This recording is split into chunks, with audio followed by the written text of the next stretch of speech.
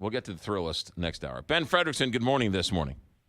Good morning. How are you? Good. I got a bone to pick with you. Oh, yeah, me with you, too. What are you start with me? What's your problem with me? Yeah, I get pushed for Pinkle? That wasn't me. That was Willie. I see how it is. Willie and I go way back. He's going to do me wrong. I see how it is. Willie did you majorly wrong. All right, here's my problem with you. Stop beating the drum for Giancarlo Stanton. We don't want him. Yeah, why would you want him, man? He's just a guy who is the face of a lineup who just crushes home runs and would be an instant star for years. I don't understand why the fan base is getting excited over this at all. All right, let me play devil's advocate for a moment. Go ahead. You don't want to put all your money in one stock. Sure. And as great as he is, 59 home runs, right? He's 30 years old. And so at 30, doesn't all the matrix say that they start to decline in talent? Yes, that's a fair point to bring up, and something that will obviously be a major factor in wherever Stanton goes, right? You're getting a player at his prime. It is completely within the scope of reality that this past year might have been his best ever, right? And that he might not be better than that.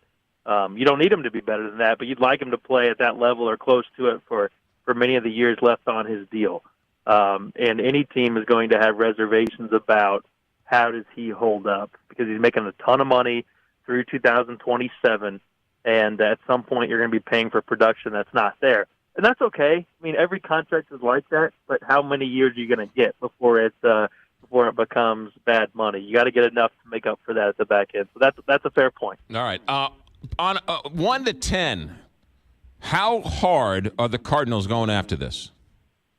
Well, we haven't been able to determine that. So they just got down to the meeting. So they're going to be playing golf and talking about the reality of these things. And now is the point where we kind of start to try to chip away at how real is it. Everybody sees the connection, right? I think ESPN just put out a story this morning that kind of polled some front office makers of where they think guys will likely land. And everybody thinks, everybody sees Stanton and the Cardinals being a match. But in terms of actually sitting down and hammering out the details of a deal that would work, that's kind of this process starts this week at the meetings. Then it continues through the winter meetings, and this is just now when the ball starts getting rolling, where these guys can actually get in a room or get on the golf course or go out for a drink and actually talk about, okay, is this feasible? What will it take? What do you want? What are we not going to be willing to give up? That kind of stuff. They didn't give up a lot for Matt Holliday, did they? I mean, they gave up a little bit, but nowhere near what they're going to have to give up for this. Yeah, but the game is the game has changed a little bit. I mean, just look last year at the trades that were made and the prospects that were parted with to get them. Look at a guy like Adam Eaton, who is not anything close to the type of impact hitter that Stanton is, but he's a very good baseball player. He's the kind of baseball player the Cardinals had interest in. He is a player the Cardinals had interest in. And then when the Cardinals saw what the White Sox were able to get in return from the Nationals for Adam Eaton, they went, wow, that's a lot. And it's changed. I mean, teams want prospects.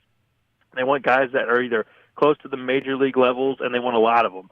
And the culture has completely shifted when it comes to what these guys have to get in order to give up talented players. Okay, so if that's the case, then the Cardinals are on the other side of that, right? The Cardinals are going to give up a lot of prospects for a guy who's at his prime or starting his decline. If Giancarlo Stanton were on the Cardinals, we'd be having a conversation whether or not it's smart for the Cardinals to trade him to Miami, who has a lot of prospects.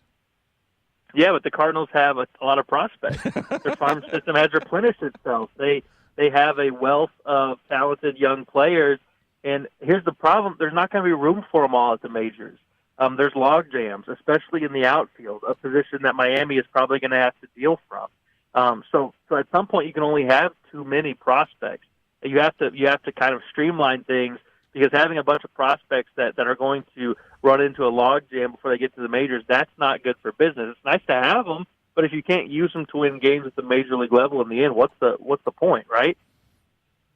Yes, all valid points, and I know we're talking about spending Bill DeWitt's money, which is much better than spending my money. So, hey, but he's got more to spend than ever before, man. The TV contract money is ludicrous. That is true. So it should be even easier. That is right? true. That is Just true. Go ahead. Ben, we'll read you STLtoday.com and with the sports guys and Mondays with us. Thanks, Ben. Have a good day.